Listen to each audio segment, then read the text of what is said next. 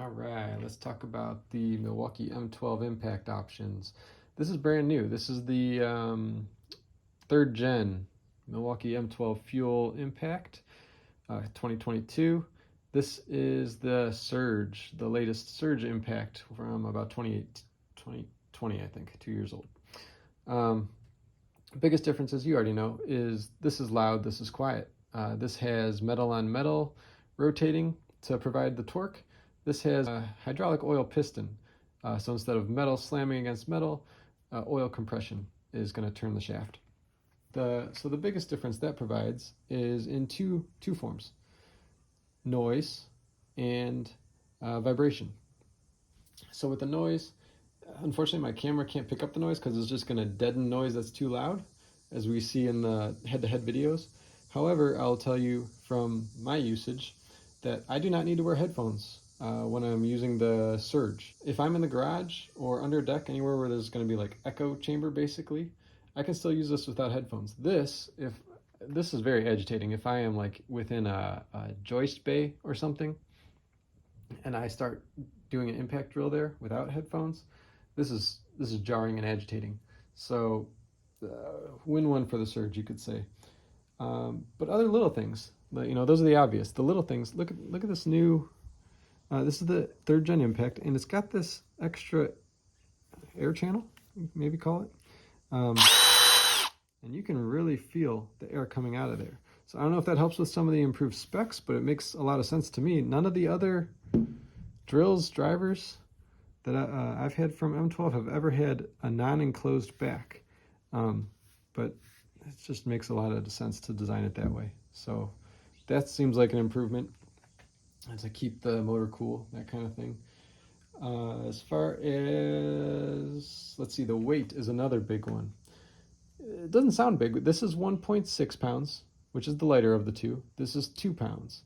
But I actually noticed before I looked at the specs or weighed them or anything like that, this definitely felt heavier, like it had more packed in hardware-wise inside. And this feels much lighter, which is cool. Not enough to feel like you'd get fatigue from holding this thing, but for 25% lighter from something that's already small and light, that's a big difference. And the lighting, of course, everybody knows and talks about the lighting difference. You've got the tri-light here and the single light there. We saw on the head-to-head that this did make a surprising, noticeable difference as we were driving down the 1/4-inch structural screw.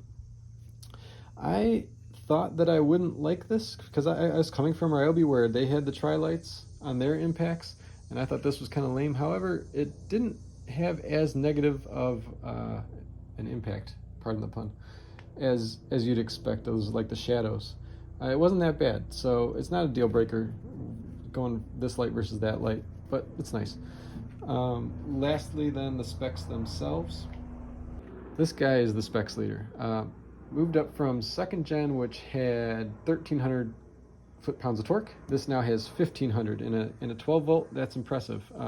For reference, 18 volt Ryobi has 1,800. I think the M18 had 2,000. So 1,500 coming from the M12 third gen. This has 450. Now that's not a fair comparison because this has your typical spike pattern of torque, where this has more like a gradual flat plateau of torque. So it's more like a push of torque, where this is a spike of torque. So you end up getting the similar results, even though you can't really compare the 1,300 versus 450 numbers of foot-pounds. And beats per minute, 4,000, 3,400. Revolutions per minute, 3,600, 3,000. So more beats per minute, more revolutions per minute. I noticed that maybe in backing out screws. Hard to say, but the stats are there, so I'm sure there is an application at some point. All right, enough talking. We'll get to the tests. Here's the third gen M12 impact fuel using a 1/4-inch diameter screw, 4 inches long. And here's the Surge. Now remember, you can't tell the noise difference, but just so you can see it.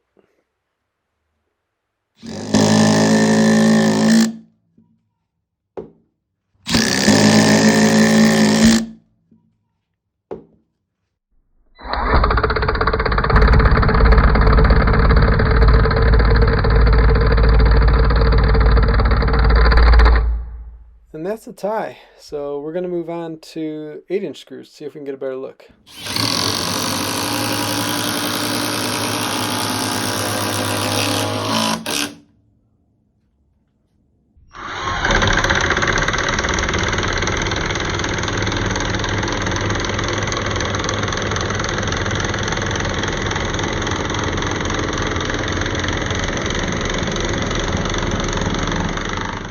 Alright, the third gen won by a hair. I did a second extra little zip at the end. That makes it hard to hear, but ignore that part.